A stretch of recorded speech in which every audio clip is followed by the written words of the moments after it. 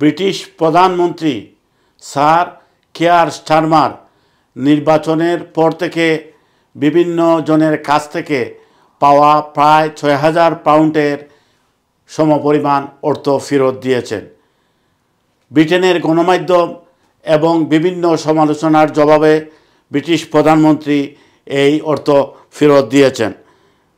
প্রধানমন্ত্রীর পাওয়া উপহারের মধ্যে ছিল ৬টি টেইলর সুইফট টিকেটের খরচ, রেসের 4টি টিকেট এবং তার স্ত্রী লেডি ভিক্টোরিয়া স্টারমারের পছন্দের একজন উচ্চমানের ডিজাইনারের সাথে একটি পোশাক ভাড়া চুক্তির খরচ কভার। স্যার কিয়া ও অন্যান্য মন্ত্রীরা ধনী দাতাদের কাছ থেকে বিনামূল্যে গ্রহণ করার জন্য কয়েক সপ্তাহ সমালোচনার মুখোমুখি হওয়ার পর এই সিদ্ধান্তটি আসে। স্যার কিয়ার স্বচ্ছতা ও উন্নত করার জন্য মন্ত্রীদের আতিথ্যতার নিয়মকানুন কঠোর করার প্রতিশ্রুতি দিয়েছেন। বুধবার ব্রাসেলসে বক্তৃতাকালে প্রধানমন্ত্রী বলেছিলেন যে তার সরকার অনুদানের জন্য নতুন নীতিগুলো সামনে নিয়ে আনবে, যেমন এখন পর্যন্ত রাজনীতিবিদরা সিদ্ধান্ত নেওয়ার জন্য তাদের পছন্দকেই সবচেয়ে বেশি প্রাধান্য দিচ্ছিলেন। কিয়ার স্টারমার বলেন, আমি সিদ্ধান্ত নিয়েছিলাম যে এই নীতিগুলো কার্যকর না হওয়া পর্যন্ত এই নির্দিষ্ট অর্থ পরিশোধ করা সঠিক ছিল। এর আগে ডাউনিং স্ট্রিটের একজন মুখপাত্র নিশ্চিত করেছেন যে মন্ত্রীর কোড অফ আপডেট করা হবে এবং এতে স্যার কিয়ার দ্বারা কমিশন করা এবং উপহার ও আতিথ্যতার উপর একটি নতুন নীতি অন্তর্ভুক্ত করা হবে। নতুন কোড প্রকাশের আগে প্রধানমন্ত্রী তার নিজের রেজিস্টারে বেশ কয়েকটি এন্ট্রির জন্য অর্থ প্রদান করেছেন।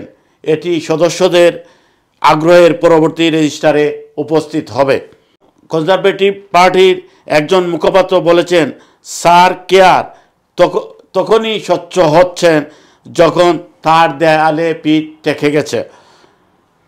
দলটি বলেছে যে বুধবারের ঘোষণায় ব্যাখ্যা করা হয়নি কেন প্রধানমন্ত্রী প্রথমে অনুদান গ্রহণ করেছিলেন এবং প্রশ্ন তুলেন কেন দলের অন্যান্য সিনিয়র সদস্যরা তাদের উপহার এবং আতিথ্যতা ফিরিয়ে দেননি।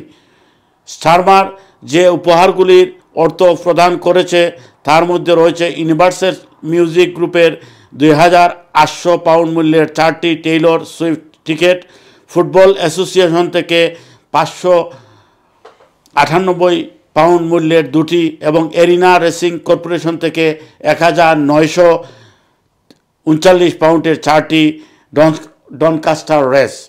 সম্প্রতি লন্ডন ফ্যাশন উইকে তার স্ত্রীর দ্বারা পরিধান করা ডিজাইনার অ্যাডেলিন লির সাথে একটি 839 পাউন্ডের পোশাক ভাড়ার চুক্তি, 1 ঘন্টা চুলের যত্ন এবং মেকআপ সহ প্রধানমন্ত্রীর দ্বারা কভার করা হয়েছিল।